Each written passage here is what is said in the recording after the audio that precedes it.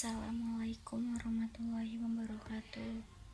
Perkenalkan, nama saya Suci Wulan Cahyani, Prodi Piawat semester 6. Di sini saya akan menjelaskan beberapa poin penting hasil review saya. Yang paling penting sekarang saya akan kasih penjelasan tentang pengetahuan filsafat, ilmu, dan kebenaran. Sebelum kita jelaskan, kita akan pahami dulu apa itu pengetahuan. Pengetahuan merupakan hal terpenting dalam perkembangan dunia. Adanya pengetahuan dalam pendidikan menjadi salah satu faktor perkembangannya suatu negara.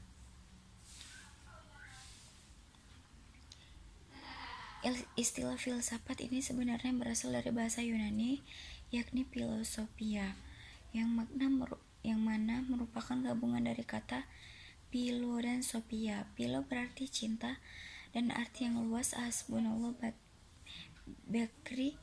Filsafat memiliki definisi berupa sejenis pengetahuan yang menyelidiki segala sesuatu secara mendalam. Ilmu dan kebenaran.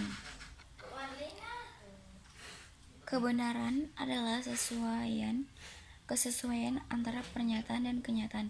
Suatu pernyataan dikatakan benar apabila ada bukti empiris yang mendukungnya. Purwadarmina dalam Kamus Bahasa Indonesia menerapkan bahwa kebenaran itu adalah keadaan hal sebagainya yang benar atau cocok dengan hal yang keadaannya yang sesungguhnya. Misalnya, kebenaran berita ini masih diragukan. Kita harus berani membela kebenaran dan keadilan. Selanjutnya, Islam tentang sains dan teknologi. Perkembangan sains pada masa dinasti Abbasiyah selain menanjak pada masa pemerintahan Khalifah Harun al-Rasyid, juga mencapai kegemilangannya pada masa pemerintahan Khalifah Al-Ma'mun 813 sampai 833 Masehi. Di antara faktor kepribadian Khalifah Al-Ma'mun yang menonjol adalah tingkat kecintaan dan intelektualnya serta jasanya di bidang sains. Kandungan tim Qiraah.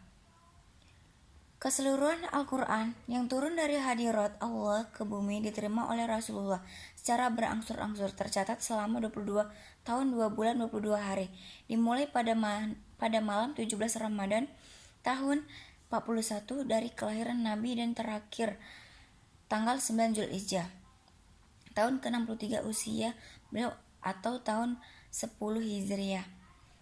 Kandungan ayatnya mencakup segala aspek kehidupan karena turun secara berangsur-angsur. Selanjutnya, dimensi filsafat. Perlu kita ketahui tentang dimensi aksiologi. Secara etimologis, aksiologi berasal dari kata axios yang berarti nilai dan logos yang berarti ilmu dan teori. Aksiologi sebagai teori tentang nilai, pembahasan tentang hakikat nilai, sehingga disebut filsafat nilai. Aksiologi merupakan cabang filsafat ilmu yang mempertahankan bagaimana manusia menggunakan ilmunya. Yang kedua, jadi kita kutip di sini, dimensi merupakan suatu pandang atau cara pandang kita terhadap sesuatu yang akan kita amati atau kita telusuri tentang kepentingan kita dalam mengembangkan suatu ilmu pengetahuan.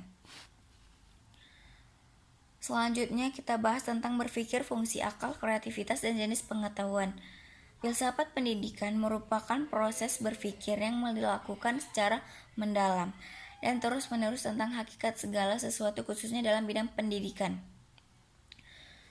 Dengan akal manusia bisa dididik dan mendidik. Akal juga mempunyai fungsi yang strategis, yaitu terletak dalam bidang yang pertama pengumpulan ilmu pengetahuan, yang kedua memecahkan persoalan-persoalan, yang ketiga mencari jalan yang telah efisien dan memenuhi maksud-maksud kita.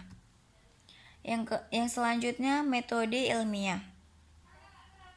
Metode ilmiah adalah suatu cara yang ditempuh untuk menentukan solusi atas segala permasalahan dengan cara mengumpulkan dan menganalisis data yang dilakukan secara terencana, sistematis, logis, terencana, terstruktur dengan mencatat serta merumuskan membuat laporan dengan bersandar pada ciri-ciri keilmuan. Selanjutnya, pengertian ruang lingkup dan konsep filsafat pendidikan Islam. Di sini kita ketahui tentang pendidikan dan hubungannya dengan faktor-faktor spiritual, kebudayaan, sosial, ekonomi, politik, dan berbagai kehidupan lainnya. Pendidikan untuk menghadapi tantangan dan yang muncul dalam bidang pendidikan membantu para perancang dan pelaksana pendidikan dalam membentuk pemikiran yang benar terhadap proses pendidikan. Selanjutnya akan kita rangkum arti, fungsi, dan manfaat serta kaitannya dengan pembelajaran di PAUD. Dari semua materi yang saya bahas akan kita simpulkan dan kita kaitkan dengan pembelajaran di PAUD. Setelah saya teliti dan pahami dari semua judul makalah yang saya review, bahwasannya menyangkut beberapa arti ilmu filsafat tentang kreativitas. Dalam pandangan filsafat, pendidikan merupakan kemampuan seorang individu guna memberi gagasan baru dan mengaplikasikannya dalam kehidupan sehari-hari. Mengembangkan kreativitas pada anak sangat penting dan harus dimulai dari sejak usia dini guna untuk menunjang keberhasilan hidupnya. Fungsi filsafat tentang kreativitas yaitu menunjang suatu kreativitas anak untuk membentuk atau menciptakan suatu karya hasil dari anak itu sendiri atau hubungan baru antar gagasannya. Baiklah, dari presentasi saya, hasil review saya ini saya akhiri. Wabillahi taufik wal hidayah. Wassalamualaikum warahmatullahi wabarakatuh.